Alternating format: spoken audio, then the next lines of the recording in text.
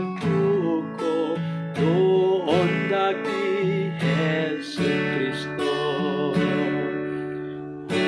Dalain hapakaluwas sa iyan daman luluwas.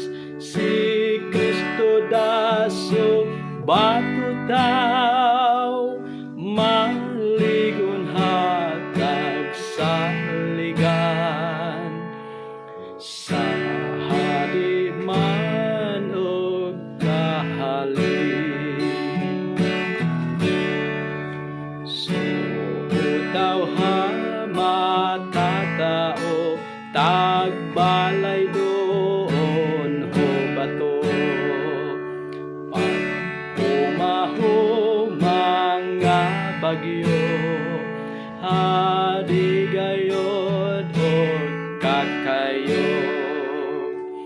Si Kristo dasu batu tao